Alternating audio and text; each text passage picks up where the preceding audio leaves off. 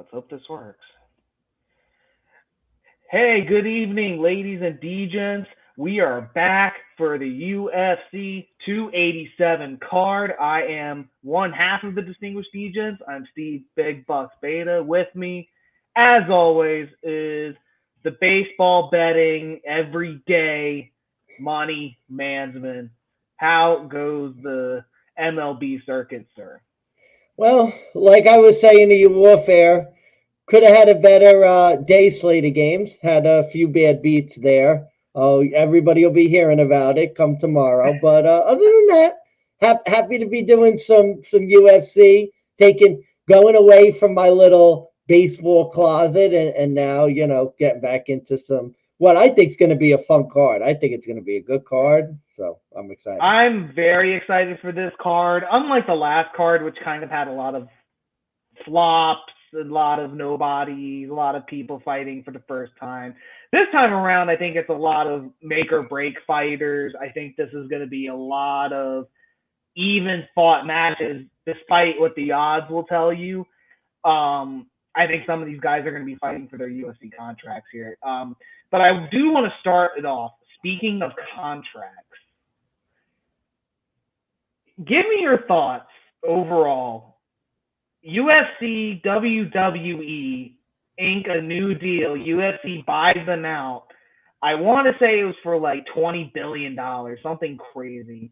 We used to joke, we used to laugh that Dana White was turning into Vince McMahon. We used to say how the UFC was turning into WWE. It might start getting scripted, and now it's just like at this point they made it official. So give me your overall thoughts, man. Like, what do you make of this deal? Do you actually buy into this hype that now WWE wrestlers are going to be going into the cage, vice UFC stars are going to go into WWE more often?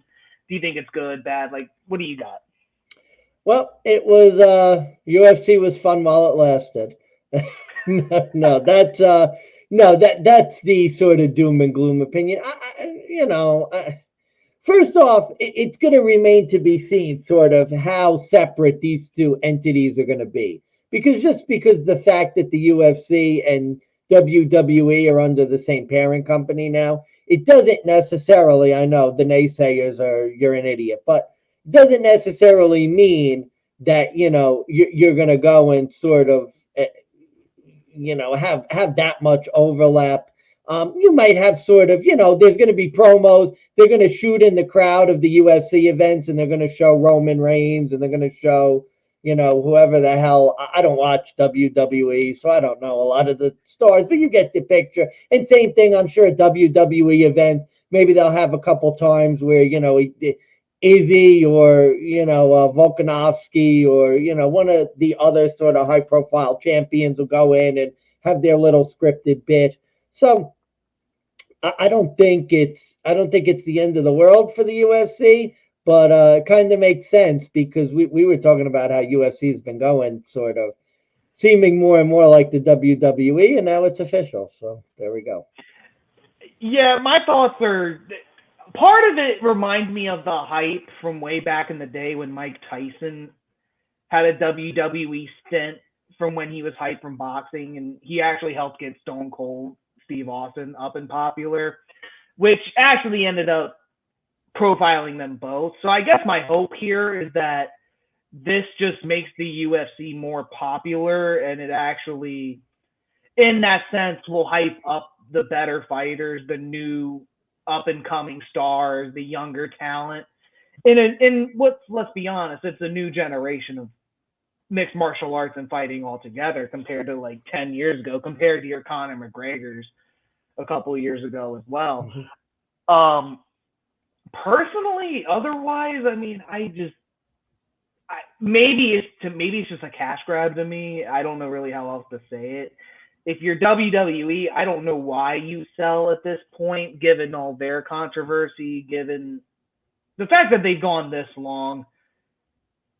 They're still doing well in business, but now it seems like when Vince McMahon got fired, now he's kind of back. Now he's got this cash grab from selling it to UFC. it's going to remain to be seen how involved WWE stays as well. Maybe he wants in on that ESPN money. Maybe he wants in on the ESPN money. I don't know. Don't we all? Yeah. But I'll just leave it at this too. I mean, think of it this way: maybe UFC. I mean, let's be honest. WWE still has their shows on, broadcast TV regularly. Maybe UFC wanted to attach themselves with WWE, maybe compared to boxing. That, let's be honest, other than the biggest boxing fight of the year is freaking Jake Paul and Tommy Fury. So. I'd rather hitch my wagon to WWE than boxing. So, at this rate, I would. But Tank Garcia and why do I keep fucking it up? Tank Davis and Ryan Garcia coming up here in 2 weeks. I think that hopefully that fight will bring some legitimacy back to boxing. Last card, real quick, just to keep it kind of on topic. But last card, it was Leon Edwards, Usman 3, I think. Usman did end up losing by decision. Didn't do too great on the card. I'll have to pull up my numbers real quick. But what were your overall thoughts from the last card? How did you do overall betting wise? Do you think? I mercifully blocked that card out. That was one of my worst of the year. That was terrible. I think I went like 4-10 or so. It was horrible.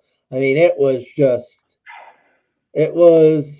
I'm trying to remember. It was a while ago now, but the favorites were on a really big run, and I picked like every favorite that lost.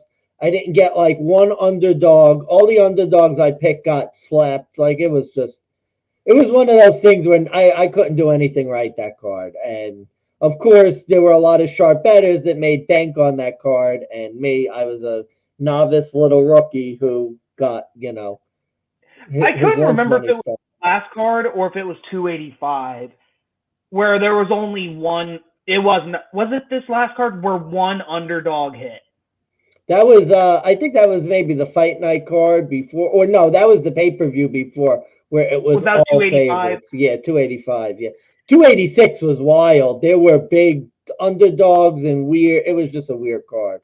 Yeah, Veronica Macedo was a big underdog that hit at plus 320 when we handicapped it. Hi Herbert and Klein in the early prelims got a freaking draw. Like, how the hell does that happen? Overall, oddly enough, on my picks, I went 8-6-1 based on the handicap. But betting wise, I only hit 2 bets, one of which I can't even really remember. The other one, crazily enough, was the big prediction I had, which was Dricus Du Plessis. I had him by second round knockout, and I managed to get that suck out. So there you go. That was my worst betting day of the year. I think I lost like 6 bets in a row that day. Yeah, I think I lost 4 or 5 myself. So this is going to be the card where we're going to see if we learned our lesson and if we can get the bounce back. Yeah. Well, I'm straight betting now. As you've seen from my MLB bets, the days of parlay are over. I'm finally going to be sharp. I know it's gonna take me a long time to climb the mountain, but I'm climbing the mountain with straight bets now. That's what I'm doing. That's it. Well, let's start it off with the early prelims, and let's get this going here. 4 fights on the early prelims, 4 on the prelim card, 5 on the main event. Starting 6 o'clock Eastern time, it is in Miami, Florida. Kicking it off, though, I think we got a women's fight, and this is the Mansmann special. Jacqueline Jacques Amorim versus Sam Page Hughes. Hughes boasts a 7-5 record. She's a plus 225 dog. Amorim is 6-0, making her UFC debut. She went 4-0 with 1 knockout, 3 submissions, and LFA. She's the number 18 women's pound-for-pound fighter in the U.S., according to Tapology. Sam Hughes. She did go 2-1 her last 3. 7-5 overall. It's a good record. Underdog in every single fight that she's had in the UFC. Rightfully so. Yeah. What's your take? This is the Mansmann special, so not this week. Not this week. It's not. First of all, Sam Page. Seriously, you're 7-5. Sam Page. Give me a fucking break. Okay, that's number one. Number two, let me give you the records of okay, Jacqueline Amorum, 6-0. I think 6-0, 7-0, 6-0. Oh, let me give you the records of the three people she's fought last. Okay? She submitted the highly touted prospect Ashley Nichols. I'm sure you've heard of her. Her record 4-4 now. Okay. Fight before that, she beat Love Thrapada Young. I'm not even pronouncing her name right. That tells you how good she is. 3-2-1. Awesome fighter. Okay. It's okay. She had a good win against Megan Owen, who she knocked out in like 10 seconds. And Megan Owen, by the way, has the lofty record of 1-1. I mean, you see what I'm saying? Like, how do you even bet this fight? Like, you can't. And I'm not betting on no Sam Page. I don't care if she's plus 700. I'm not betting on Sam Hughes. I can't. The favorite here, 6-0, beat three fighters with like, a combined like one win over 500. Just can't bet it. No play. This is a no play for you. It's a women's fight, so normally the play for me, as terrible as this sounds, the normal play would be to either play the over on the over-under round, which, I mean, I'll have to pull up the odds real quick. By the way, odds are presented by DraftKings this time around, just because I wanted it to match when I was going through it. But this, to me, is not a Mansmann special play, because you're right. Sam Hughes, 2-4 UFC record, versus someone who's undefeated, making their debut as a minus 265 favorite who's got 4 finishes. Which, oddly enough, it does scare me to play the over a little bit, but yeah, I don't think you really could play this even if you wanted to. Yeah, over-under right now is at 2.5, and it's minus 115 both ways. I would lean over just if you're going to play this. You could take the favorite to win by decision at plus 200. If you take her to win by submission, it's also plus 150. So either way, I guess you could profit if you play both lines, smart. But I'm with you there. This is a no play as far as an opener goes. Yeah, not the Mansmann special this week. Avoiding that. That'll be when we'll be going. We'll have a few beers, starting to ease into the night, We'll laugh at the fight. We'll be like, wow, we knew this was gonna happen. Sam Page. Oh my God. Sam Page. Sam Hughes. 2-4 UFC, Sam Page. Watch her get a knockout now. Oh my Lord. I hope not. All right. So next fight, and this is not on the DraftKings list. This is on I want to say this was the UFC list. If not, it was a Google list. But either way, so fighting order is kind of subject to change except for the main card. Next one I got up is Ignacio Lahuala Bahamondes versus Trey, the Samurai Ghost Ogden.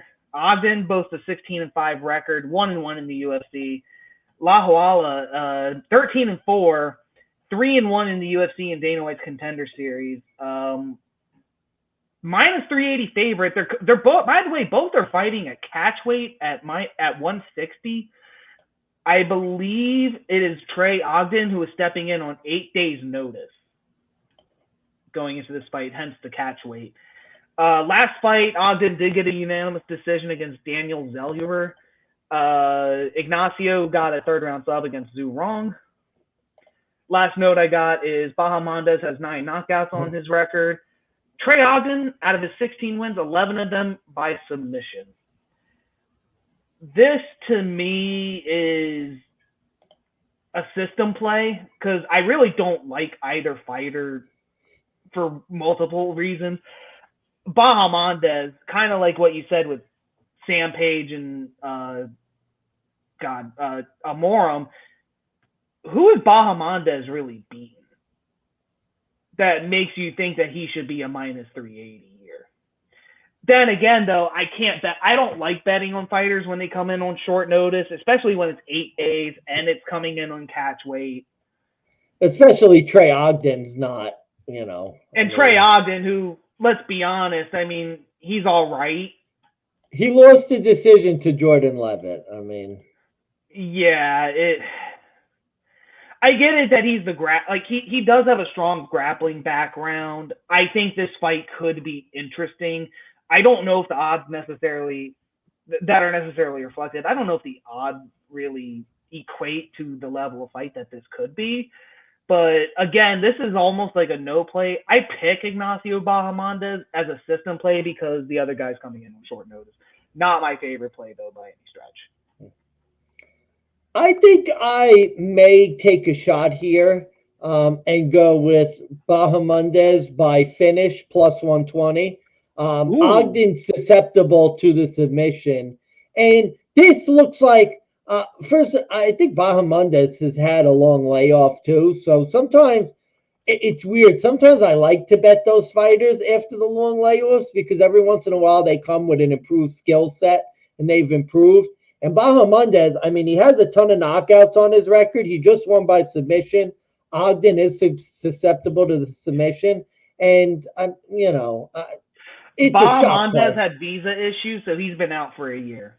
Yeah, so I mean, this ain't. I'm not saying it's a best bet. Although if you've been following my baseball best bets, you know that doesn't mean anything. But no, yeah. So I might take a shot here on Bahamondes by finish, especially with Ogden coming in 8 days notice.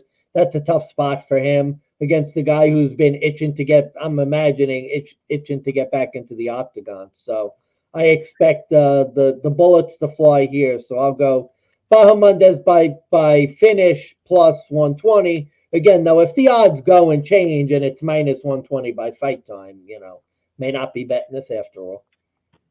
No, I think that's a solid play, and I think especially for both of us who like Bahamondes here to get the finish. The only thing that I think would concern me, and this is looking at Bahamondes, is that a lot of his fights do appear to go into the later rounds. I'm trying to pull him up on Sherdog here. Not too many decisions, but I do know that, like, if you look at his last, here we go. It's his last couple fights. Last two fights in the UFC went into the third round. Last loss, UFC on ABC2, went to decision. My worry here would be that, especially after a year layoff, that he's going to go slow and he'll try to take his time. And in just 15 minutes, he won't be able to get everything done. He might win it by, and that's the thing, he may win by decision. And I look at it, submission and decision is actually like a plus 110. So maybe you could double up and play on both lines, but plus 120, I think that's a pretty decent shot. Let's get to the next fight here on my list. Xiaolin Wolverine, I'm going to not even try to pronounce his last name, but Xiaolin coming in from China, going up against Steve Mean Machine Garcia. Garcia is a plus 160 dog. Wolverine at a minus 190, 39-10 record. Mean Machine has 13-5. He's 3-2 in the UFC. Wolverine 3-1. Both of them got a knockout in their last fight. Garcia knocking out Chase the Dream Hooper. Wolverine knocking out Derek Minner. Height and reach advantage does go to Garcia, which I think is an interesting situation. Garcia coming in at 6 foot, 74-inch reach. Wolverine over here, Xiaolin, 5'8", 69-inch reach. 74% of his wins have come by finish, and Mean Machine has 10 knockouts. What is your bet here, I guess, Mansmann? Yeah, it's interesting because for now it's on Wolverine. I thought he fought the better class of competition. I mean, knocking out Chase Hooper, who has no stand-up game, doesn't really sort of interest me or excite me. And you look at you knock out Derek Minner, not that, Minner is what he maybe once was, but I just thought that Wolverine fought a better class of competition. But I think the height and reach advantages are a factor here. And this is one of those things where it's like originally my first thought was Wolverine. And the longer I've looked at it, the more I'm kind of like, boy, I could see Garcia getting an upset here. So for now, it's still a Wolverine play. But I'm thinking more and more that if I had to pick a winner, it would be Wolverine, but I'm thinking that this might end up being not an actual bet for me. But if I had to choose, it's tough. I tend to give the lean to sort of the guy with, better wins. So I guess I give it to Wolverine if I had to choose. This is actually going to be my early prelim underdog pick. I can't argue with that. With Garcia, I just think the 4-inch height difference for what essentially is going to, or not essentially, it's a featherweight fight. And I think that the height and reach advantage for that kind of weight class is going to be the difference maker. Because you're right, Wolverine has the experience. He has the better resume. But I think Garcia, who, albeit, like, looking at him, he's 2-2 in his last 4. He had a nice little win streak going before he came into the UFC. Let's see here, 1, 2, 3, 4, 5, 6 of his last 7 have gone by finish. So I know this guy's going to want to strike. And I think with a smaller opponent, this guy, like, when you look at the odds, I actually think this should be more closer to even, kind of like when I was saying earlier how some of these fight odds aren't really appropriately reflected. I'm surprised that Garcia doesn't have closer odds, but I know Garcia hasn't really fought anyone. This guy, I think Shaolin Wolverine might be his toughest opponent, but I don't necessarily think that it's like a gatekeeper opponent where if he wins, he's going to go up a rank. I think this guy, like, at his appropriate. And let's be honest, Wolverine's had 52 fights. I mean, he has mileage in the tank. And the question, I guess, is, he does have 10 wins by submission. Would he be able to go and, maybe close the distance and take Garcia down? I don't know. We could. I mean, if Wolverine goes to the wrestling and he's successful at it, I could see him winning this, but I could also see Garcia I could see him keeping the distance with the reach, and I could see him even getting a good 1-2 combo and just knocking him flat on the One of those fights where he jabs him in the face, and you're betting on Wolverine and waiting for the takedown that never comes. Yeah, exactly. Plenty of UFC fights like that. So yeah, and especially for an early prelim card, how many times have we seen that? Too many to count. Yeah. So, like I said, I think more and more I'm leaning towards your side, and thus, I can't go against my initial gut, but in all likelihood, I think if you listen to anybody, I would listen to Big Bucks on this one. Fair enough. All right, headlining the early prelims, we got another women's fight. It's Cynthia Calvillo versus Lupita "Loopy" Godinez. Godinez is 8-3, minus 275 favorite. Calvillo is the number 15 ranked strawweight. She's coming in at a plus 230, 9-5-1. Calvillo has 4 straight losses. She's 6-5-1 in the UFC. Their last fight, she lost a split decision to Nina Nunez. Loopy Godinez lost by decision to Angela Hill, which was a bet I did get correct the last time we handicapped that together, although it was off air, unfortunately. Godinez had 4 fights go straight to decision. She's 3-3. Calvillo does have a reach and height advantage, and Calvillo is moving down in weight class. So normally when we see these women's fights, and normally when we see fighters in general adjust weight and they're automatically ranked, it doesn't make sense to me because only certain top fighters who move up and down in rank would make sense. But in the women's division where there aren't really too many killers, there really aren't too many top echelon fighters in either division, I'm not surprised that the number 15 is an underdog considering it's a weight class change. But how many of these weight class fight changes have we seen and the fighter still loses? Cody Garbrandt, prime example, against Kai Kara France. There was one last week, I think, where there was a couple of weight class changes, and they were a favorite, or they were, and you were like, why the hell are they favored? Or they were a huge underdog, and there was a reason why. And this, to me, just seems like, I'm not a Loopy Godinez fan by any means, but I think you look at the resume, and this is like a lesson I should have learned last week because it went the wrong way. Calvillo just seems like she's out the door. It doesn't seem like she's going to be in the UFC for much longer. She hasn't really won in general. I mean, I'll have to pull up her fight record. Godinez, I mean, not that she's been excellent either, but at least she's kind of fought some name brand people and gone the distance, kind of proven her worth that way. Like, she's proven to be like a solid gatekeeper in the women's strawweight. So my pick here is Lupi Godinez. I'm gonna bet it probably to go to decision once more. This just seems like another headlining fight where it's gonna go down to technicality. It may come down to who gets a takedown and who doesn't. Significant strikes. Lupi Godinez by decision -135. So just to reduce some of that juice that you get there. Yeah. Double like. I'm more of a Lupi fan than you are. I think I had Lupi against Angela Hill. That was a good fight, though. It was a very good fight. It was close. But yeah, I mean, Carrillo is, like you said, you lose 4 straight. I think she's 35.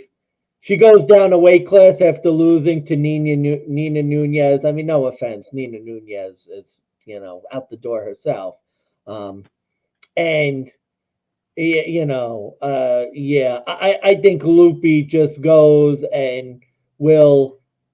I expect a lot of clinch fighting, a lot of wrestling, and I think Lupi, especially coming off of a loss, will probably just want to go and notch up the win and not take too many chances. I know that I think maybe 2 out of the last 3, Carrillo's been finished by knockout.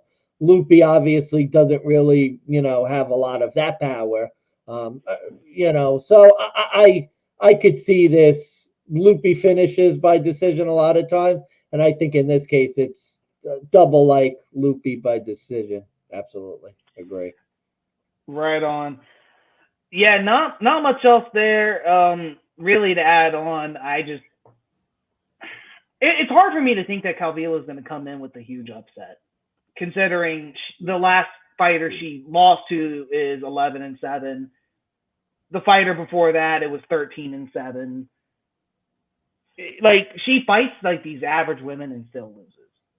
You lost to Jessica Andrade. Yeah. Like, she had her chance. I think at this point, if she wins this, I don't think she's really moving up. But if she loses, I think she's out the door.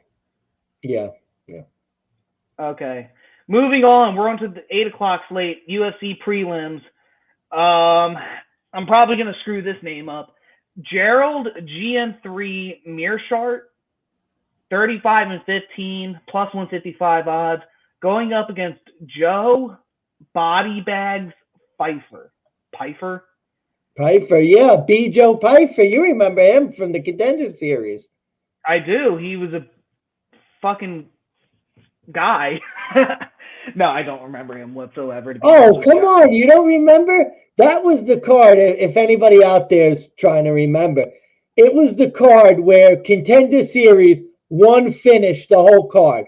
Dana White pissed off because the other 4 fights sucked. And Lorisenko goes and talks to him. And Dana White's all pissed off and is like, I expect you to come in here. You want to make it to the UFC? Be Joe Pfeiffer. And then he walks off. And there you go. And that was it. So Joe was the only one who got a contract. And Lorisenko's standing there with her little papers and is like, okay, I guess Joe Pfeiffer's in the UFC. There you go. Be Joe Pfeiffer. I can't believe you didn't remember that. Oh, man. I know the episode you're referring to, but I didn't realize, like, that's the guy. That's the guy. Yep. Joe Pfeiffer, 2-1. His last 7 wins were all by knockout. He's won 4 in a row here in the middleweight. Mearshart, on the other hand, 10-7 UFC record. He did win 4 of his last 5, all by submission. He's only been knocked out twice, which I think is interesting. Mearshart has the experience. He has the underdog odds. Help me understand this one here. I mean, B. Joe Pfeiffer, is that going to be the bet? Like, I would be very careful. If I had to choose a side on this, I'm going with Mearshart because of the submission game.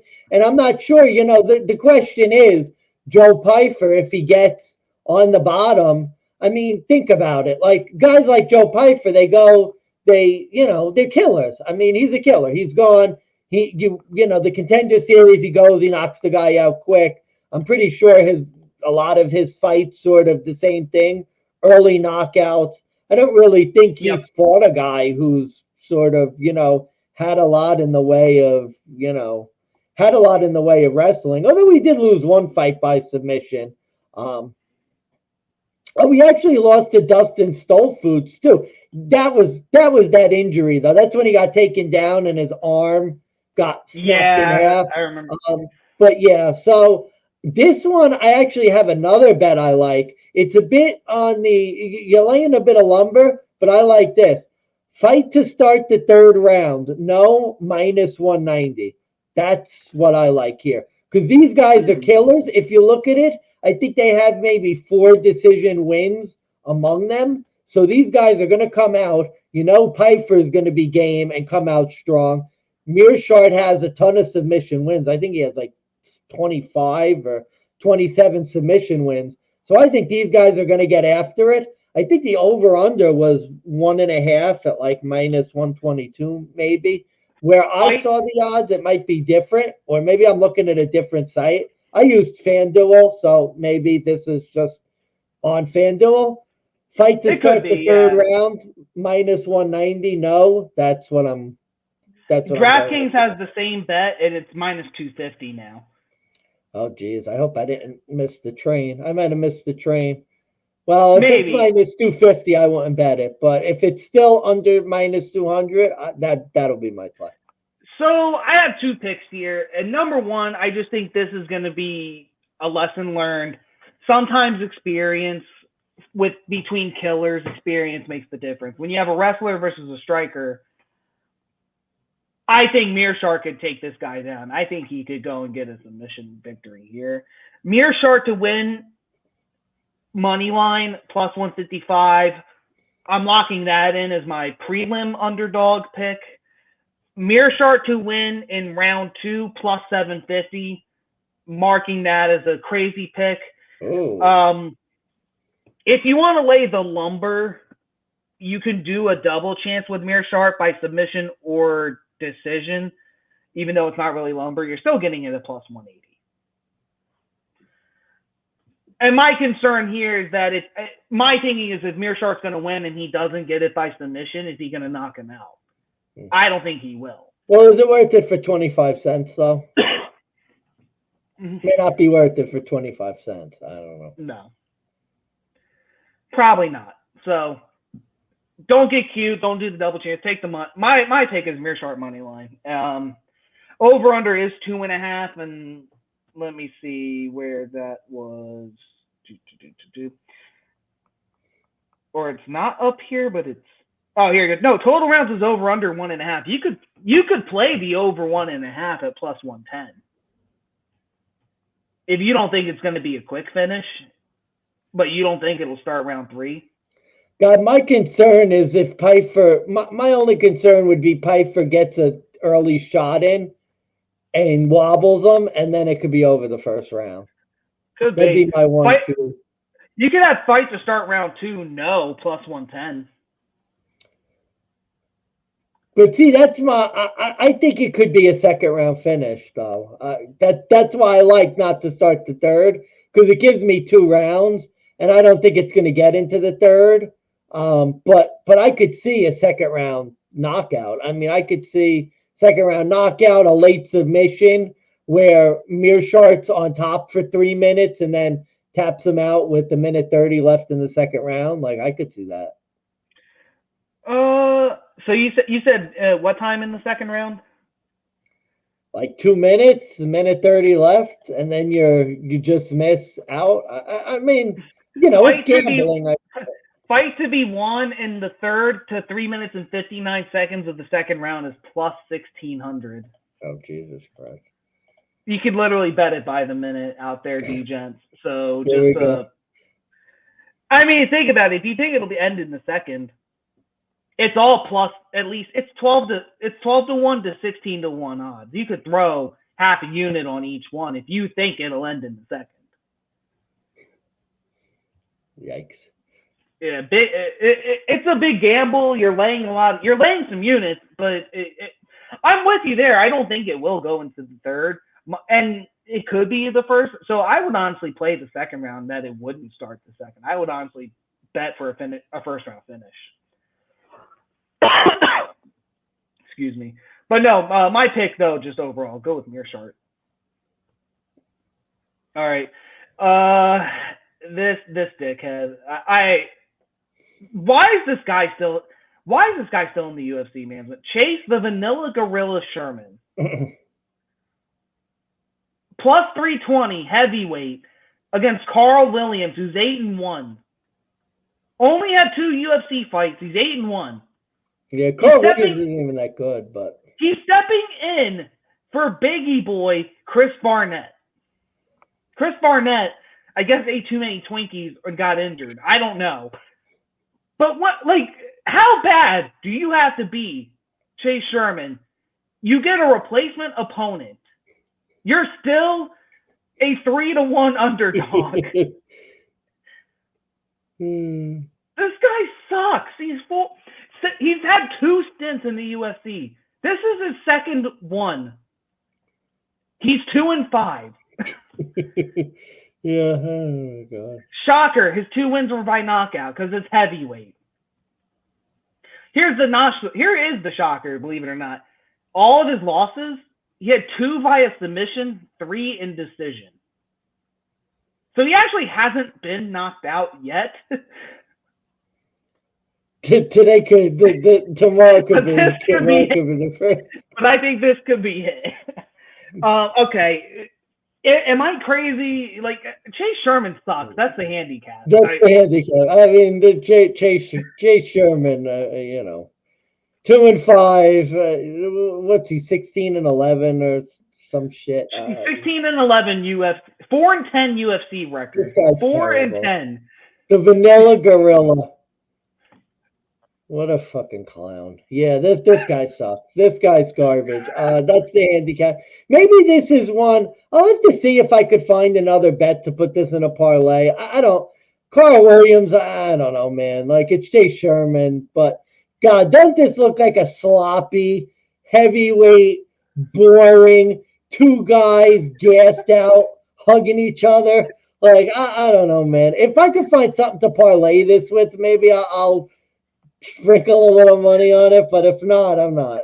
I would parlay it with my 2 dogs, truth be told. I would go round robin with these 3. Carl Williams will be the booster, basically. It's like the ball in the hoop. I would round robin Mearshart and Ignacio, or no, not Ignacio. CV Machine Garcia. I would round robin him, Mearshart, and Carl Williams, and just hope that I get a booster with. Hopefully, I hit both. But if only one hits with Carl Williams, then I get something out of it.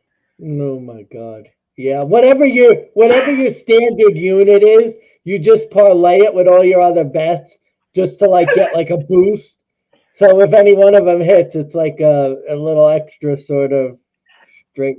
I might end up doing that, actually. So for those at home who don't really know what a round robin is, why I keep saying it's basically when you take your bets and you actually bet every single combination of it, but you actually bet it in equal amounts. So in this case, with 3 fighters, you can bet it, I think it's 6 ways.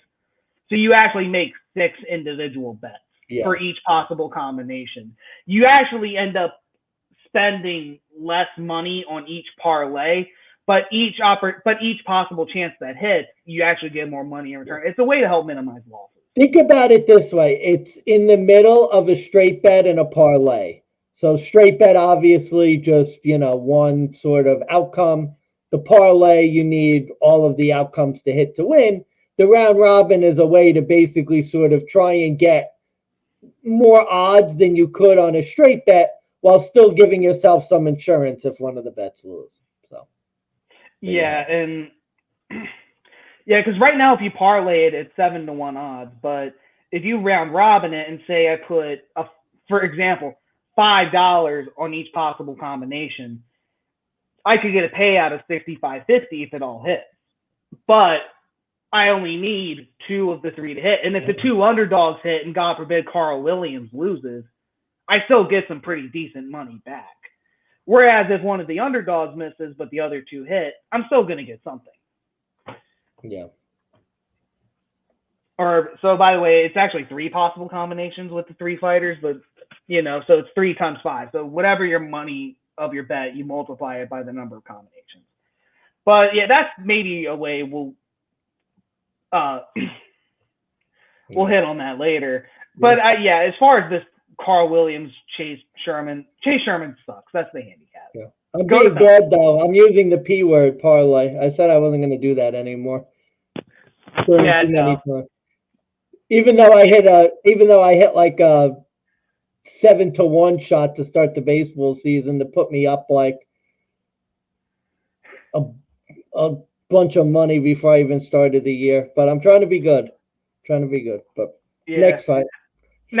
We're not going to parlay this one, I promise you. We got one of my favorite women's fighters, Michelle, the karate hottie, Waterson Gomez now. I guess she used to be. She used to be one of my. Used to be.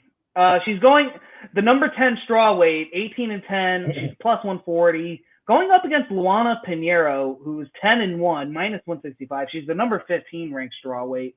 Undefeated in the UFC. She actually has professionally has 8 fight win streak. One of those wins, though, I don't know if you remembered this.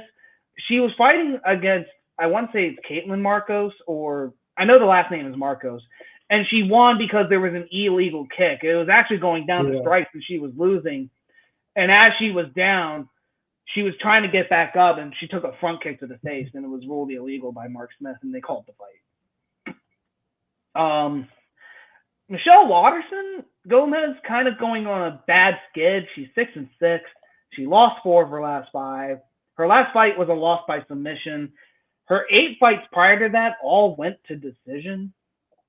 So Mansmann, what's your take on this scrap? Yeah, it's sad because I love to bet the women's fight, and this is going to be my second throwaway women's fight. I just was looking at this, trying to figure out what I wanted to do. Bet by decision wasn't good odds. The over wasn't, I think it was like minus, I forgot, minus 300 or something. And also, too, what's her name? Not Waterson Gomez. Pinheiro. I can never pronounce their name. Pinheiro. I just say Pinheiro. Pinheiro has actually had a few submissions in her career. And like you said, Waterson is susceptible to submission. So I was even thinking Pinheiro by submission or points, but then that was still around maybe like minus 140 or something. It's minus 135 on DraftKings. It's a bit chalky. But... yeah, and I don't know if I want to lay any lumber with her coming back from 2 years. Her last win was against Sam Page Hughes, so it's not like she beat anybody good. Her last fight, I don't know. She beat the opener of the card. She beat the opener of the early prelims. This was a throwaway for me. If I had to choose, it's Pinheiro or nobody because I have no faith in Waterson. Even though Waterson has lost to a couple good fighters, did beat Angela Hill 2 back, but yeah, I hate to do it. I love the women's fights. I love making money on them, but not this card, unfortunately. Yeah, unfortunately, this is the kind of fight where I like a fighter, therefore I want to bet them, but I realize that's probably a good way to lose money. We're going to touch on that subject here later when we talk about the main card, but this is like Michelle Waterson is – I keep referring to gatekeeper, but I think at this point in Michelle Waterson's career, that is what she is. She's the gatekeeper of the strawweight division. If you can beat Michelle Waterson, you might have a chance of getting into a championship contention one day. If you can't beat her, then you're just going to be stuck in the mix of fighting random women until you either prove yourself or you cut. I like this fight too because this is one of those ones that's interesting to watch because if you think about it, Watterson loses this, you lose three in a row in the UFC to somebody coming off like a 2-year layoff. You wonder if that might be the end of the road for Watterson. I think it might be, unfortunately. Pinheiro, she does have a judo background. 8-fight win streak. The number 13 best female strawweight, according to Tapology. Yeah, hard for me to bet against her here. It's nothing personal against Michelle Watterson. It's just, I think this chick is going to be the real deal one day. I haven't really seen too many of her fights, but I mean, and I'm not saying she's really fought anyone. So again, this is a real test, but I just think Michelle Watterson has been too much on the skid for me to comfortably bet her as an underdog here to think she'll get this. Luana Pinheiro, I think she might be a real contender here really, really soon in the division. I think she might be moving up a couple ranks depending on how that fight finishes. But yeah, it's tough to lay the lumber too on her, even like minus 165. Do you want to take a 30-cent cut to remove a knockout? Yeah. And do a double chance? Do you really want to try and take it by decision, which I think was only plus 110? Yeah. Plus 130. So this will be the fight where we sober up. We've had a few shots. You know, things have started off crazy. And now we watched Gorilla, the Vanilla Gorilla, get knocked out. So we did a shot. Now we're calming down. Maybe we did another one shortly thereafter because we were feeling really good. Yeah, over under is 2.5, and the over's at minus 320. So I think if you do play this, it's Luana Pinheiro by decision. That's really the only way. But I could see a submission. Like, so maybe again, rather than trying to double chance it and lose 30 and risk 30 cents. You play each line knowing you're probably going to lose whatever you bet. Say it's a half a unit on each. You're going to lose a half a unit on one of them, but you got to pray that you hit the other. No.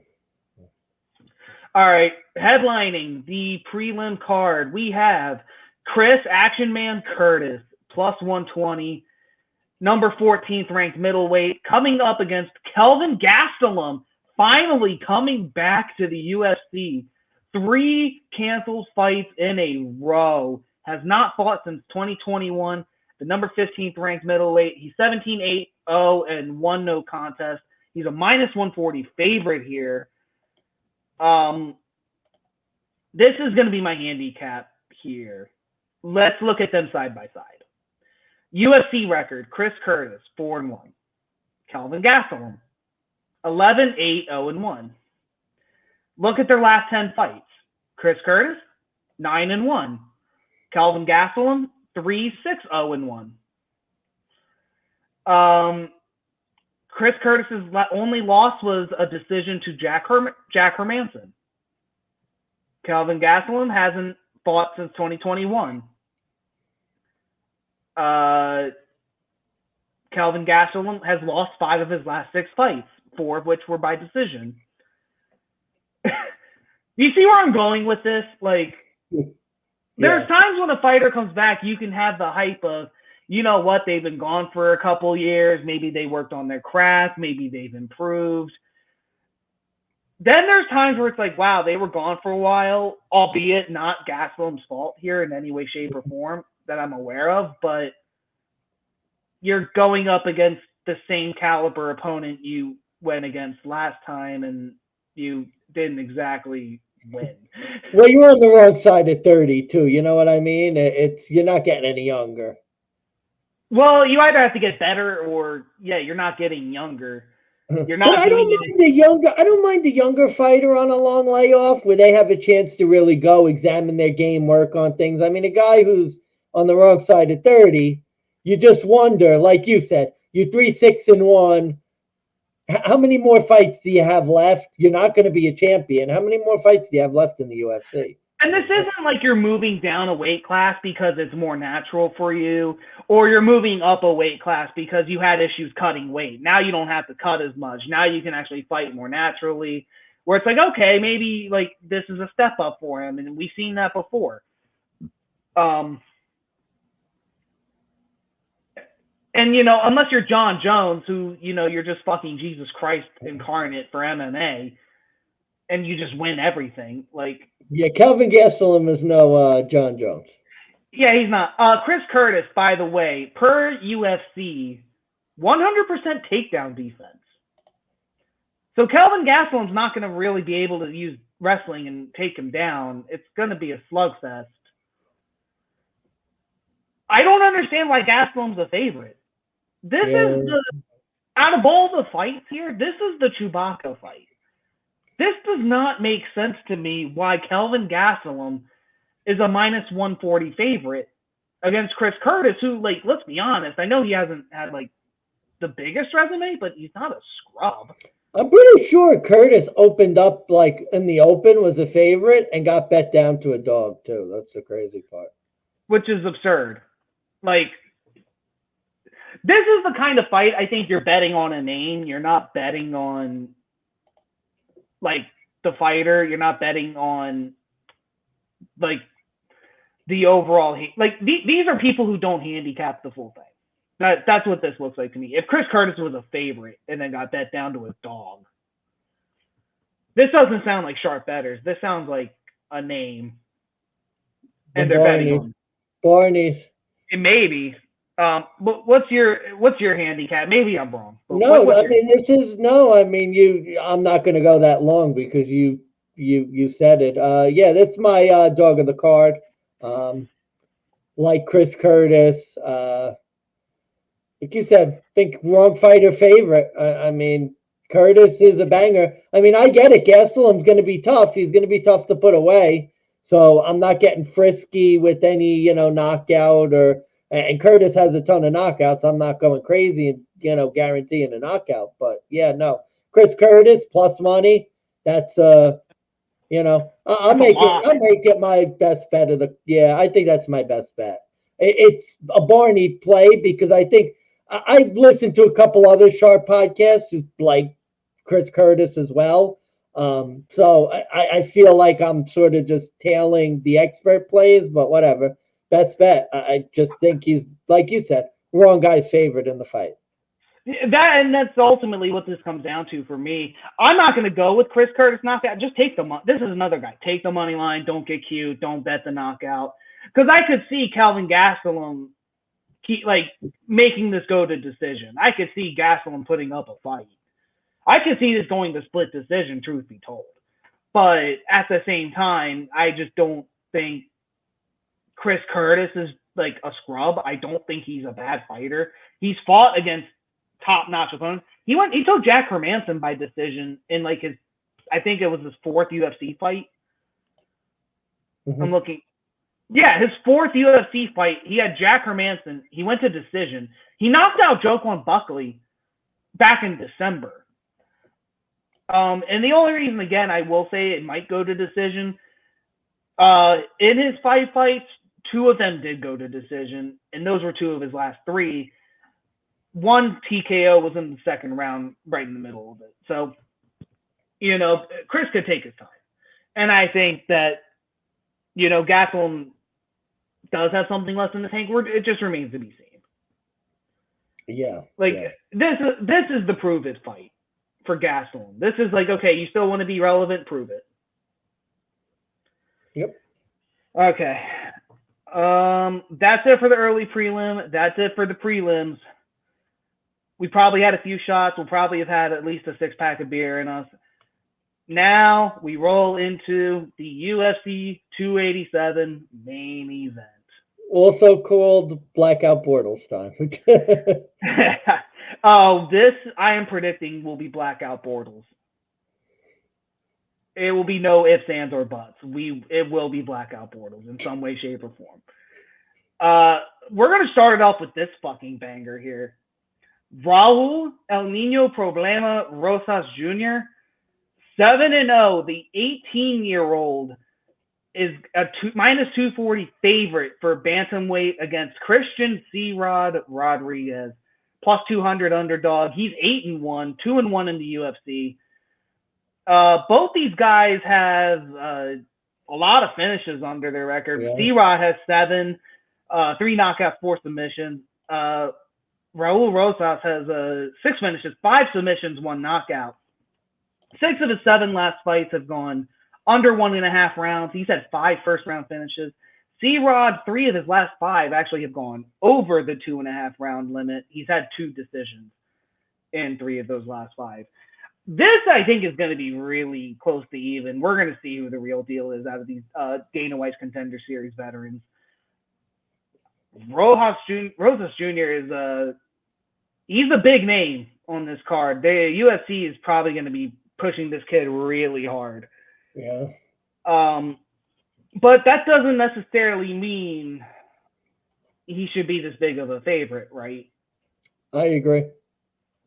This was like the hardest one for me to pick, truth be told. Because I do like the kid in Rosas, but it's kind of like the Paddy Pimblett situation. You like the fighter. You put him up against Jared Gordon, and Gordon probably should have won, but he didn't. And I'm worried that this is going to be that kind of a situation where you put him up against someone of equal caliber, or at least equal on paper. Well, essentially, too, he's young. It's not, it's not a guy on his way out who's sort of playing out the string. I mean, Christian Rodriguez, he's a young fighter getting his start in the UFC, and he's put together a good resume too. So yeah, this is my sort of stay away fight for the main card. And I think it's going to be fun. It's just hard because when you have 2 guys who, let's be honest, up to now, they face guys who, for the most part, are not in the same league with them. I mean, I guess the closest one, I think Christian Rodriguez fought Jonathan Pierce to a unanimous decision loss. So, that's somebody who's a legitimate sort of fighter. But you look at these guys, for the most part, they've just run through their opponents.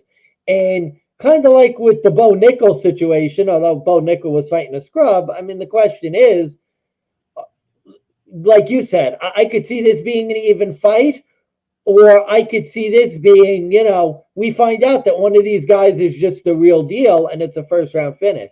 So a lot of unknowns, 2 young guys. I'm looking forward to watching it, but I'm going to save my bullets for some other bets that maybe I like on the main card more. I couldn't believe this when I saw this. This is going to be my over-under pick. Under 2.5, minus 120. Because of, like you said, this does not seem like a fight to me that's going to go the distance to start it off. This does not seem like it's going to be a fight where somebody's going to wait to get gassed out in the third and get finished. One of these guys is going down. They're going to go down early. Someone's going to get finished. I just don't know who. I don't know how. But I'm getting under 2.5 at slightly over even money.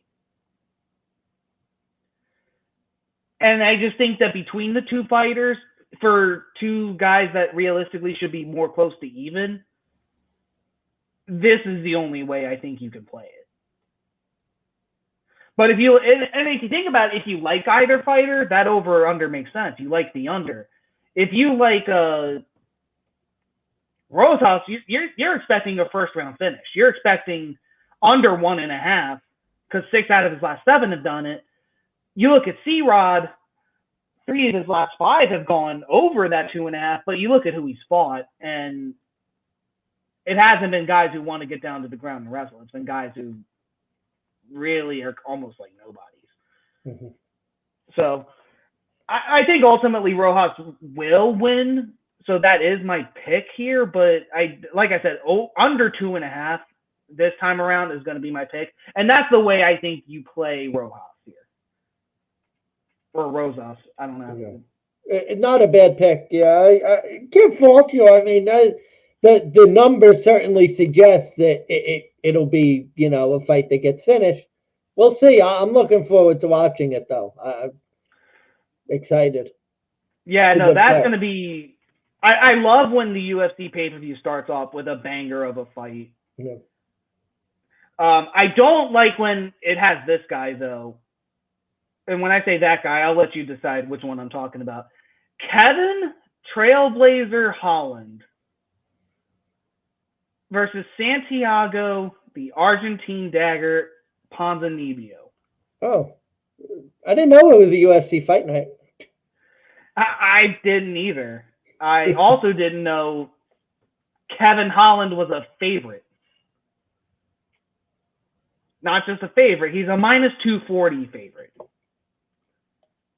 Ponzinibbio is plus 200. Why? Why are we going to... Do we have to handicap this? I mean, what are you thinking? What's the... Why is Kevin Holland a minus 240? Like, that's what I'm thinking. Like, I'm looking at their records. They're goddamn close enough for me to think that they're about even. Pons is 30-6. Kevin Holland, 23-9-0, 1 no contest. Kevin Holland, admittedly, I think has had the tougher opponents where he lost to Khamzat Chimaev and Stephen Thompson. But if you remember carefully, he wasn't really supposed to fight Chimaev. He just kind of ended up fighting him because Chimaev couldn't drop weight to fight Nate Diaz. Yeah.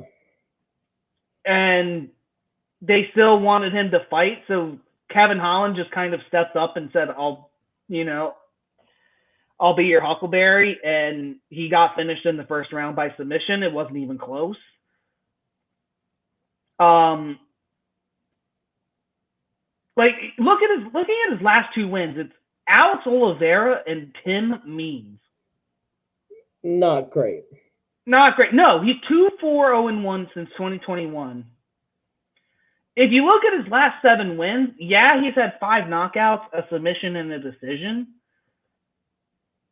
But you look at who he's fought when he did get those wins. You look at when he fights real competition, and the guy's not good. The guy gets thrown on the ground for wrestling, and he's going to lose. And I'm not saying Santiago Ponzinibbio is like the second coming of Christ. I'm not saying that like this is wrong guy favored. Ponzinibbio is not like the worst. He's not like a scrub. I mean, like he beat Miguel Baiza and Alex Morono. He lost to Li Jingliang and Jeff Neal. He's had a lot of fights go into the 3rd round. Do we know what Ponzinibbio's, I can never say their name. Do we know what his takedown defense looks like? Because that's really, I think, that might be let's see.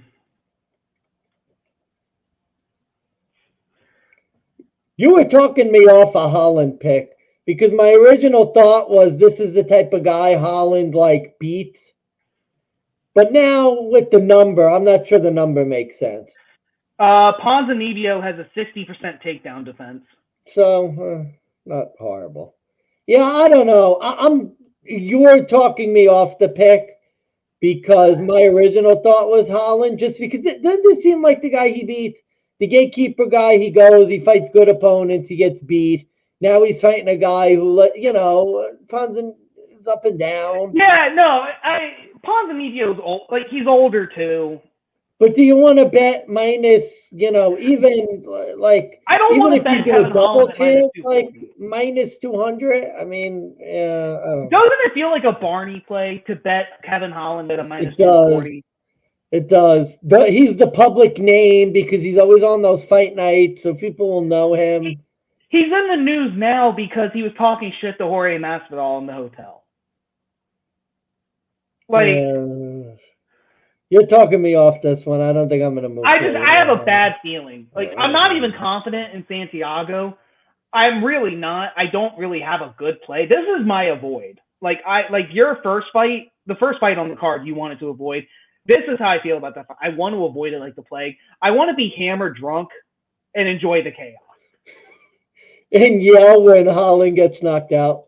I hope I see a ticker. I hope I see a ticker. Some dipshit that's $20,000, Kevin Holland to win, and then I'm just gonna be like, wow, I hope he loses. Like, but yeah, that's terrible. That's a terrible wish. I don't want any of our viewers here to lose money.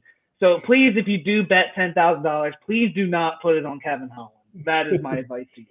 Yeah, no, I think you've talked me off, Kevin Holland. The number doesn't make sense because, like you said, I think this to me looks like a fight that Holland wins, but I don't know if I want to lay minus 240 to, see. Yeah, do you want to bet $24 to win 10 for Kevin Holland? Yeah. Or to our friends with bigger bankrolls, do you want to bet $24,000 to win 10,000? I mean, I wouldn't. Not for me. Not on a fight like that. Carl Williams, maybe. Carl Williams, yeah. Carl Williams is understandable. Like the Vanilla Gorilla sucks. Like you could if you lost on that, I would feel bad because I probably. Kevin Holland, you're gonna be. Why do I have a feeling we're gonna be drunk and there's gonna be a video posted on the channel of us drunk as shit saying, "Told you not to bet Kevin Holland." Yeah, it'll be me. I told you fuckers I had a bad feeling. Look at your boy. You're gonna turn the camera and it's gonna be Kevin Holland sitting there face down, knock the fuck out. Maybe. The last fight it was a doctor stoppage. They threw in the towel. Right? Did they throw in the towel? The corner. That was that Kevin Holland? Yeah, it might have been. Against Wonderboy Thompson. No, I thought that went to decision. Corner stoppage. End of round 4. Yeah, you're right. That was the main event. That's right. That's who I want to lay minus. That's who I want to lay minus 240 on. Yeah, that's why it doesn't make sense. Like, again, we're not saying this is wrong guy favored, but this is like this guy should not be minus 240. This might be a live bet kind of fight where if it's close to breaking even and Ponzinibbio is still a plus 200 in the second round, I may live bet it. And may live bet Ponzinibbio, but if I'm sober enough to live bet, that's going to be a bad night for me. So. All right, fair enough. I think we've hashed this one out. Yeah. Enough. All right, let's get to the juice. Third fight on the card. I'm the most excited for this card, just as a fan. I can't wait to see this fucking. Yeah, brawl. This could be a banger. This could be fight of the night. Number 6, Rob Font, going up against Adrian Yanez, number 12. Yanez minus 180 favorite. Bantamweight fight. Yanez 16-3. He's on a 9-fight win streak. He is undefeated in the UFC. Rob Font, he's a 9-5 UFC record holder. 6 of his last 7 fights have gone to decision. Fun stat for you, speaking of fight of the night, Rob Font has been an underdog 5 times in the UFC. He's gone 3-2.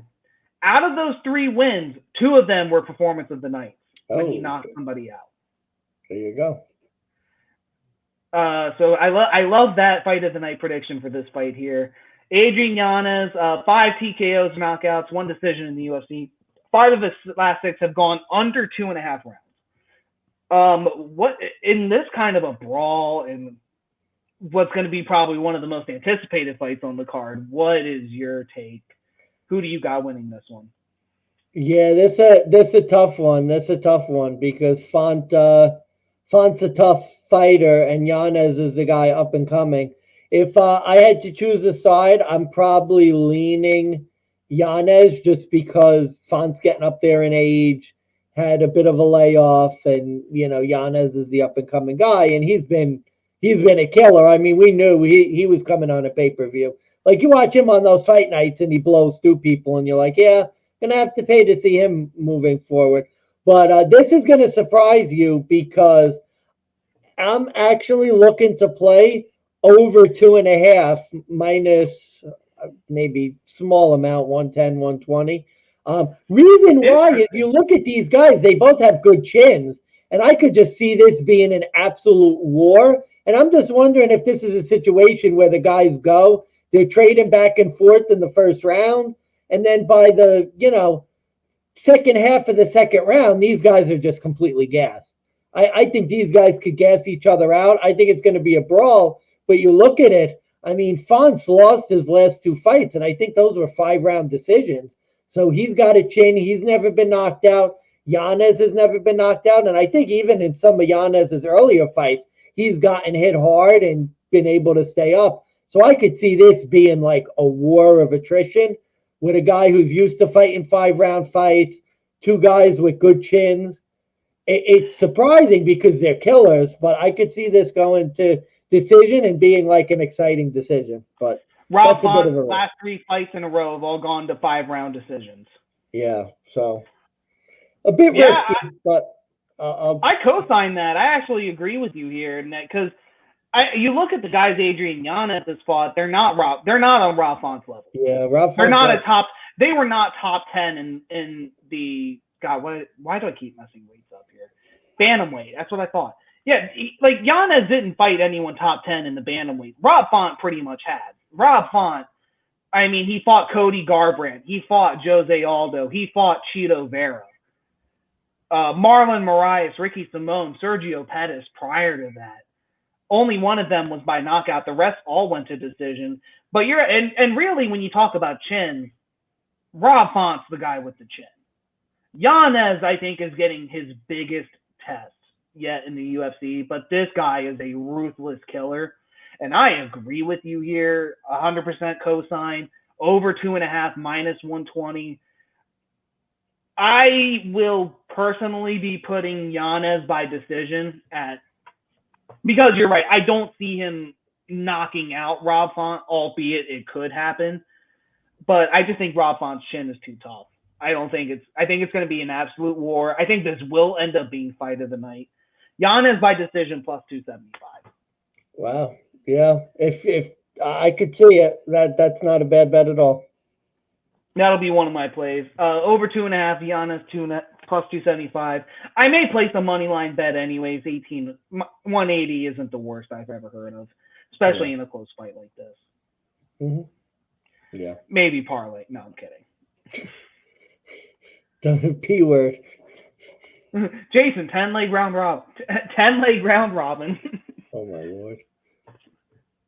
If I win, we have a wedding. And if I don't, I'm moving away. All right, let's go. Co-main. Gilbert Durinho Burns fighting welterweight against Jorge Gamebred Masvidal. Masvidal is on a 3-fight skid. He's lost twice to Usman. He lost to Colby Covington. Gilbert lost to Kamaev. He bounced back with a submission win against Neil Magny.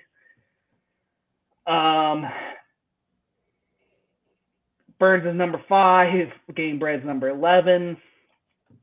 Gamebred, working on his own fight promotion, has openly stated if he loses this fight, retirement might be on the table. Big odds again for a fight that I think the odds should be closer. I don't disagree that Gamebred is an underdog. I don't know if he should be a 3-1 underdog considering his unpredictability. At the same time being predictable and losing because he's lost a lot lately. 12-9 UFC record, 3-5 in his last 8. All 5 of his wins, though, have come by knockout in his last 5. Gilbert Burns, 5 of his last 8 wins have gone to decision. He is 8-2 in his last 10. Maybe the Barney pick is to just go with Burns, but do you see Masvidal having a chance here? I'm concerned about Masvidal with the 3 straight losses. He's getting up there in years. When a guy's going and saying, if I lose, retirement, I'm just concerned. There's a lot of things and this was something one of the podcasts I listened to was talking about as well.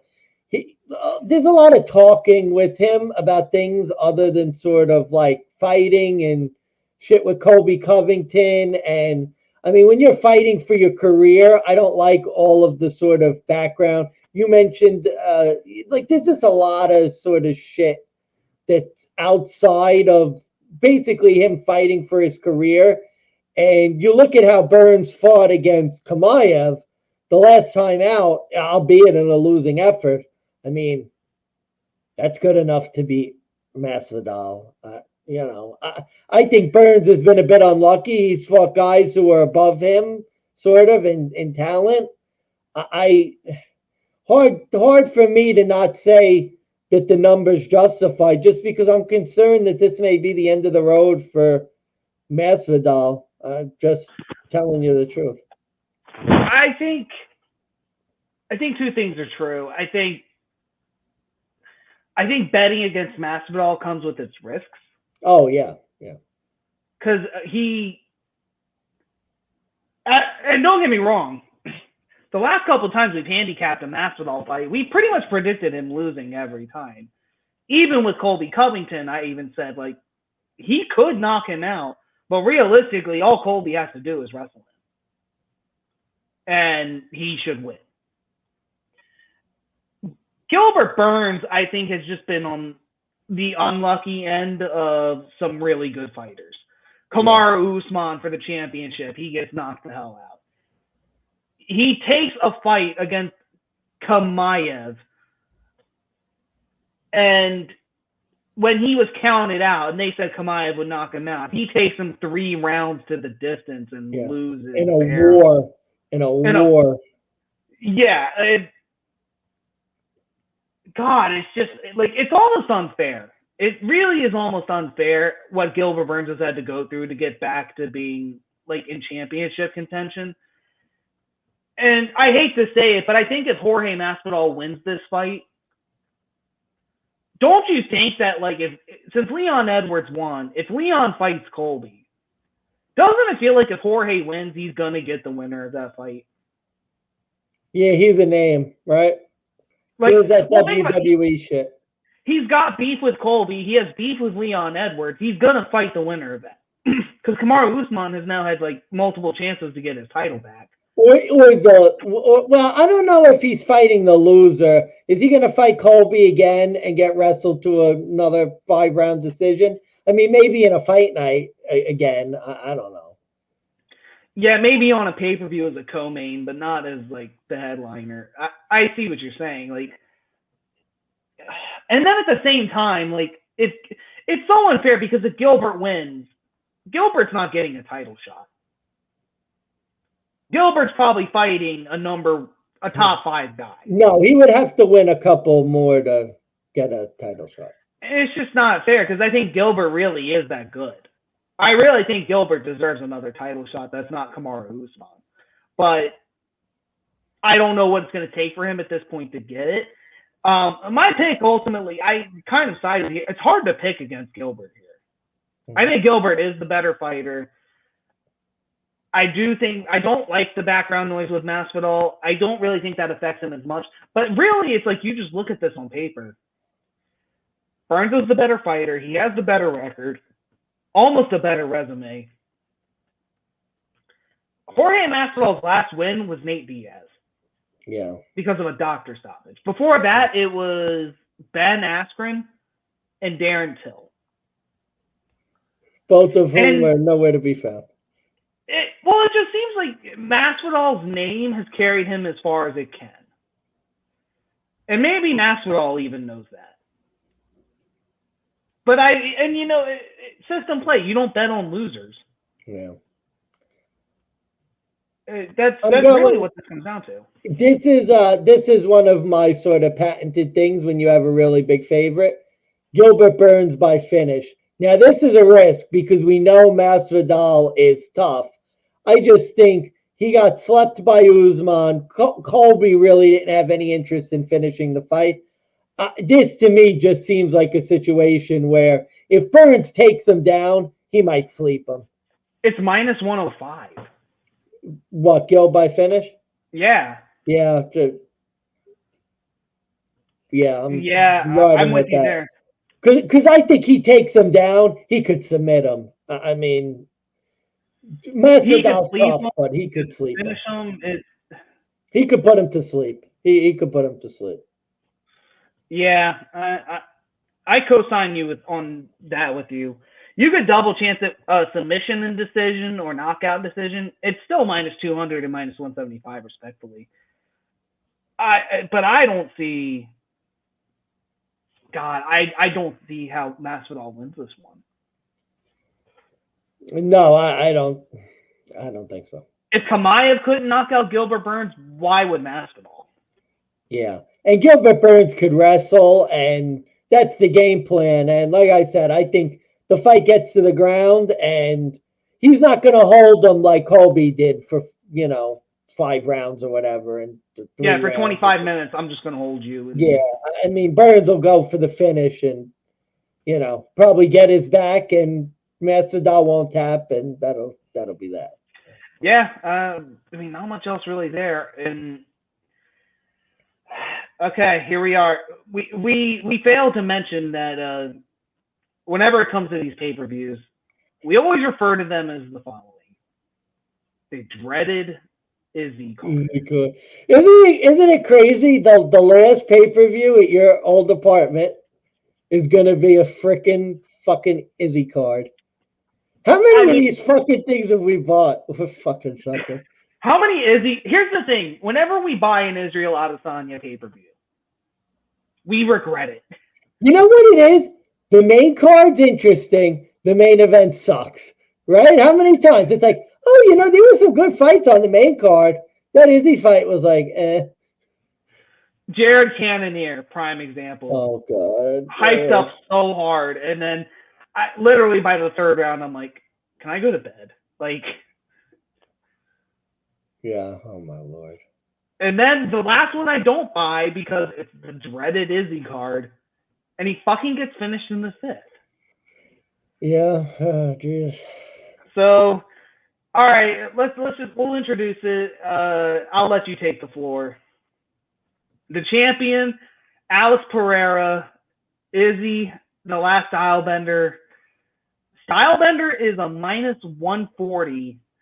Pereira, the champion, plus 120. Wait a minute. Those were the odds for Usman Edwards. Yeah, right? Doesn't it feel a lot similar? Right? Doesn't it feel like similar? Especially this time, I don't know how, and people have, but I don't know how you could legitimately put a bet on Izzy. Pereira's beat him, 3 times now? Twice in kickboxing? 3 times? Oh, 3 times in kickboxing? Oh, no, twice in kickboxing. Twice in kickboxing, once in the UFC. I mean...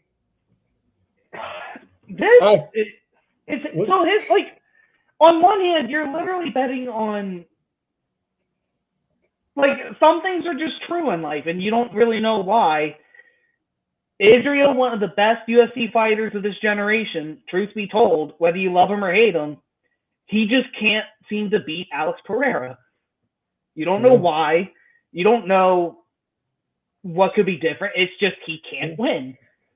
And doesn't this feel like the Usman trap where you looked at the fight before and you're like, but Usman was literally winning the fight before he got knocked out. Usman was winning 4 rounds, 3. He was winning 3-1. Same thing with Izzy. He was winning 3-1 into the 5th. Yeah. And this, I think this is another trap where you go and you convince yourself, but Izzy was winning before he got knocked out. But this one's different because the guy's beat him 3 times.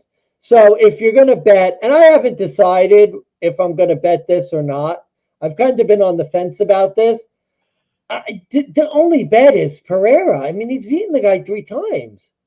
And he's plus money. I mean, if you're going to bet it, how do you put money? And we just saw this. I mean, you're just sort of trying to convince yourself that Izzy's going to win. I just think Pereira's not afraid of Izzy. That last Stylebender shit, he's not going to beat Jared Cannonier, who throws 5 punches in the fight. It's just not going to happen. You mean William Nightmare Knight, Is he got cut, right? He's gone. Yeah, he got cut. Jesus Christ. William, how many times did you How many times did you bet William fucking Knight? How much money did you lose on him? Too Holy many. shit. Too much. Fucking guy. So, okay, so for the sake of argument, this is how you bet Izzy. Number one, the Barney bet. Izzy was winning the last fight. He was still on his feet when technically the ref stepped in and stopped. You would have to basically believe that Izzy was still in the fight the whole time. And that had it just gone the distance and the ref didn't get in the way, he would have won. He would have kept the belt. Might have been a draw. I mean, that was... Might have been a draw. That was going to be 10-8. Like...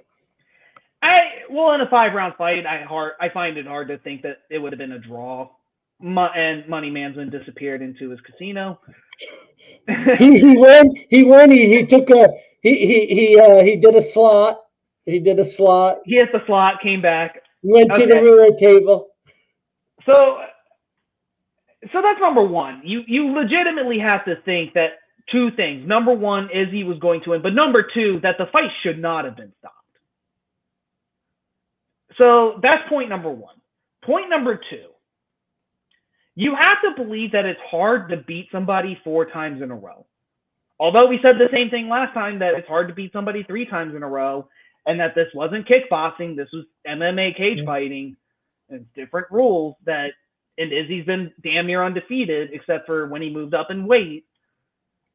It made more sense to bet, bottom line, it made more sense to bet Izzy against him the last time.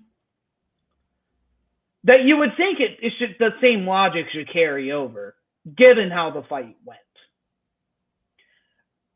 I'm going to counter that, though, and this is why I think I finally learned my lesson. And I want to go and bet Izzy one more time onto the breach. One more time with Izzy. I really want to, but I'm not. I'm actually going... I'm with you. I think you have to take Pereira. You have to take him. So I found this interesting article, and I'm going to kind of read it to you, or give you some stats. Since UFC 1, when fighters have faced each other in a repeat bout, the sportsbook of the previous fight has gone 71, 44, and 3 in the rematch. Meaning the sportsbook was victorious in 62% of the rematch fights. Meaning, when you look at this, the sportsbook knows who the favorite is. They know they can make money off the rematch off of you. Mm-hmm. And what this tells me is that every Barney and everyone going in, betting Izzy on favorite money, 60% of the time, if not more, the sportsbook is going to beat them. And if you look at stats even further, since UFC 1, losers in the rematch has gone 19 and 42. Mm-hmm. As a favorite, though, 11 and 14. But when you look at UFC championships, out of 12 possible fights, only 3 fighters in the immediate rematch have gotten their title belt back. Most recently was Davison Figueiredo and Amanda Nunes. Mm-hmm. Do you know who the last person to do it before them was? Nope. Yeah, I couldn't tell you either. Yeah. No. And those were 2 different situations, because Nunes's loss came out of nowhere. That was completely out of nowhere. The Figueiredo-Moreno fights were, the best fights on the card. I mean, again, this is different because the guy, 3 times. You could even make the case with Usman a little more because he had beaten Edwards before. But I just think, there's something too about getting knocked out. I could just see Izzy being, and it wouldn't surprise me if this goes to decision and that Pereira wins by decision, just because I could see Izzy being a little passive, being afraid of the kill shot, and being tentative. Well, considering it's happened to him twice now. Yeah. And the third time around, he knew he had the victory, and he just got cornered. So I think and Izzy too, from my understanding, has been primarily focusing on wrestling for this camp, which tells me he's afraid of getting cornered. He's not going to be afraid to take it to the ground here. I don't know if Izzy's good wrestling is going to be enough for him to get the belt back against a guy like Pereira. Well, especially to think about it, it's like a guy who you go with what brought you there. And no offense, if Izzy's trying to be a wrestler now, like it's like a young pitcher who goes away from their fastball and all of a sudden is trying to become a slider changeup guy. It's like Izzy got there, style bender on his feet, his little pit pat, scoring points. What, this fight he's going to go and he's going to become Colby Covington and be a wrestler for 5 rounds and hold him down? I don't see it. I don't. You know what? It's like when Michael Vick, when he got out of prison, he came back. He wasn't the scrambler he used to be. He ended up being the pocket passer, and he had a losing record. Say Michael Vick. I think he had a great career. I think Izzy could still have a good fight, but that's not how you won fights before. That's not how you're going to start winning fights now. Yeah, and I think maybe it's like you lose 3 times to somebody, you try something new. It's like the loser fallacy, especially with gambling. Like, okay, I've lost 4 times on this fight. Maybe I'll bet against them now. Yeah. It's like, no. Eventually, if you bet the Yankees in 10 games, you'll eventually get 1. Yeah. Right. Like if you bet the Astros, they'll win eventually. Yeah, I mean, like that's the Nationals. Like, I mean, if you bet them, they'll win eventually, right? Yeah, maybe they're gonna hit eventually. Did you see that? I had to crawl to Kyle Freeland. Oh, that was miserable. Oh, that was if you couldn't tell, I'm wearing my lovely Rockies hat today. The city just edition. Great, it's such a good game too, and he sucks. He's such a good game, and they still fucking lost. Telling you, that's why I can't bet their games. But that's for another video. But anyway, but like I guess to summarize this, like Pereira just seems like the only sharp bet. As much as I do want to take Izzy, as much as Izzy probably could come out and win his title back, I think there's less of a chance here compared to Usman, compared to the other fighters in the past. Like, remember Anderson Silva, Weidman too? Like, that was the last time you really felt like Silva, like somebody was going to get their belt back, and then he just snapped his leg. And I don't like the immediate rematches a lot of times, because if you think about it, I think Izzy could have used a couple fights to sort of, you know what I mean? If he wanted to do more wrestling, I think he needed a couple fights to reinvent himself, to go, and maybe he starts to develop that game. And the first fight back, he does a little bit more wrestling. And I'm not saying he goes for a long time, but he goes.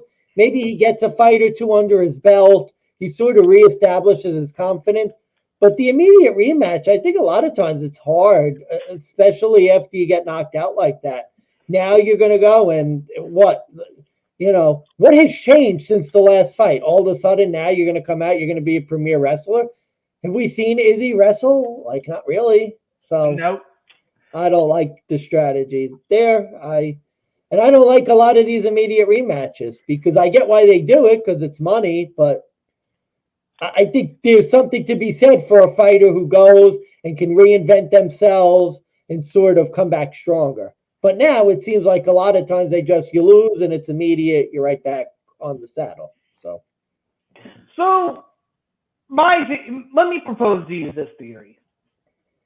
Who does Izzy fight if he doesn't take an immediate rematch? And who does Pereira fight in the middleweight division? God, I'm trying to think. Like, who's in that division? Oh my God, I'm blanking out. I mean, I'll pull up the UFC middleweight list. But, yeah, pull up the list. But my point that I'm trying to make is that Izzy pretty much has ran through most of the middleweight in UFC. There hasn't been too many people he hasn't fought. Pereira, I think, is understandable to where you could get him to fight a new guy. But the question, again, being, who does he take? And that's a tough thing. I mean, that's the downside when you're just worried about promoting fights, because I think it makes sense. Because what if Pereira loses now? Now you don't, and I don't know, do you have the list yet, or? It's loading. Okay. All right. Bantamweight, featherweight, middleweight. I mean, Robert Whitaker, 2. Vettori, 3. Cannonier, 4. Paulo Acosta, 5. Dricus Du Plessis and Sean Strickland are really the only 2 on here. Now, I will say, what would be the most hilarious thing on earth is if Izzy does win the title back, he calls out Dricus Du Plessis to see who the real African champion is. Because apparently, I don't know if you saw that from Dricus Du Plessis after he won it on the last card. Oh, that's funny. Did you hear what he did? No, what did he do? He claimed that there was no real African champion because they all ran away to different countries. Oh shit! Oh shit! He basically said Usman went from Nigeria. He went to Florida. Francis Ngannou moved to Europe. Izzy went to New Zealand, and he's like, I'm the only one that's lived and stayed in Africa. So if I win the championship, I will consider myself the true first African champion, like a real African. And he's now, mind you, for those of you who don't know who Dricus Du Plessis is, you should look him up. This guy is like wonder bread, apartheid white. Yeah, you have to understand, he's South African, okay? So he is African. That is true. We can't take that away from him. But put a little asterisk in. He's South African. Yeah, he is South African and apartheid South African. So I saw that and I thought it was the funniest shit. So my thinking would be, could Dricus Du Plessis and Israel Adesanya get a fight to determine who the real African champion is? But see, I could see a Dricus Du Plessis title fight. I guess it's hard because there's really nobody for Izzy because he killed everybody else in the division. And nobody's really sort of... that's why I think sometimes these guys at the top of the division, they need to cycle them out and get some new blood in there quicker. Because a lot of these like top 5 people, like the top 5 in the middleweight division, no offense, like, really? Jared Cannonier's still top 5? Paulo Acosta, who recently signed I think it was a 4-fight deal. He gets $1 million per fight. Fatty McPigtits, who couldn't make weight for Marvin Vettori, got $1 million a fight deal. UFC is definitely turning into WWE. I mean, honestly, you know what you could have done? You could have had an Izzy. Well, Vettori just fought, so maybe that wouldn't have worked. But you could have done Izzy Vettori too. And you know what? There you go. Has Vettori improved? It would have been 3. Izzy Vettori 3. Oh, they fought twice. Yeah. See, I can't keep track. So but that's my point. Izzy has fought the whole he's fought the whole middleweight division. So I guess really the only fight to make was the immediate rematch. I don't know. It's just a personal thing. I'm not a big fan of those immediate rematches because it's just tough because, again, what's really changed since the last fight? Nothing. So thus, if you're gambling, take advantage of it. Exactly. Last potential argument I'll make. Do you think the UFC, like in the middleweight division, would be a perfect example? Do you think they should just go for a Grand Prix situation? Grab the top 8, Grand Prix, winner gets a bunch of money, winner gets the title. Well, I mean, because everybody has either fought each other or everybody has fought the champion.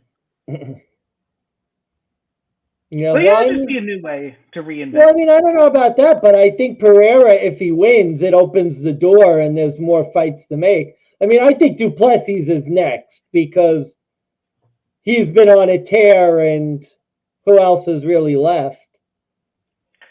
Well, I mean, who could?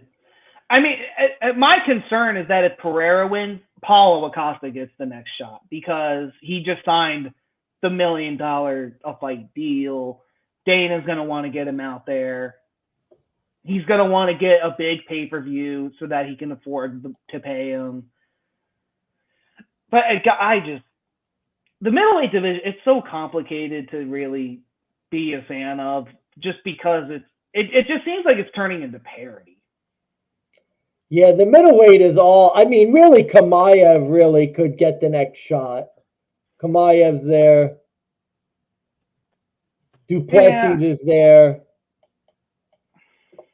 Whitaker. I mean, Whitaker's still there, yeah, Whitaker's still there. They're all still there. It's just like but he lost to Izzy too. they've all lost to Izzy. I mean, Sean Strickland. I mean, he's 7. I mean, I guess he could get a fight I against think it Izzy, would have but to be Kamayev or Du Plessis.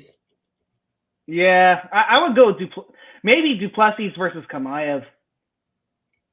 Oh, that Winner could be gets fun. champ. That could be fun. That could That be would be fun. exciting. Or, All right. oh, but yeah, we could No, wrap it up. Yeah, I was gonna say we're at about an hour 40. We can get to. All right, Mansmann, give me your. Let's see here. How do we want to do this?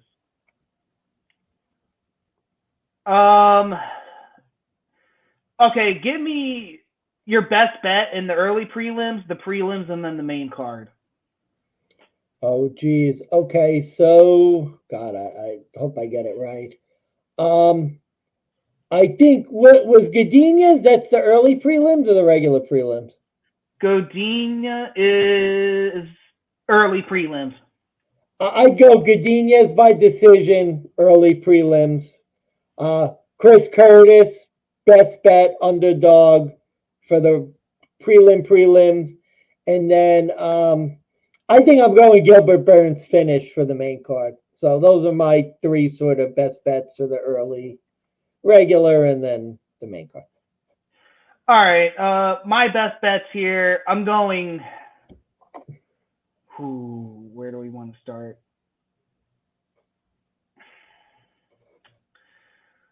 Do I want to do Bahamondes by finish, or do I want to take Mean Machine Garcia? No, you know what? I wanted Mean Machine Garcia. That was my underdog pick. Mean Machine Garcia plus 160, early prelims. On the prelim card, I co-sign with Action Man Curtis plus 120. If I'm going to switch it up, Carl Williams by knockout. Just fucking do it.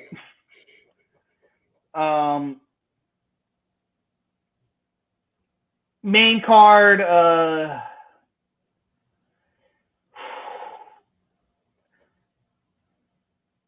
going to go Adrian Yanez. But yeah, I think we're gonna co-sign best bet Chris Action Man Curtis. That's my co-sign. That is just too. It's too good. The Barney dog. Yeah. No. Yeah. Yanez, Chris Curtis, and Mean Machine Garcia. Those are my top 3. Gotcha. So there we go. All right, dude. I will see you tomorrow for the apartment goodbye Rager for UFC 287. D-Gens, thank you for tuning into this episode. As always, gamble safely. Go win some motherfucking money. Make that money. And y'all have a good night. Happy holiday, everybody. And happy holidays. Happy Easter. All right, guys. All right, dude.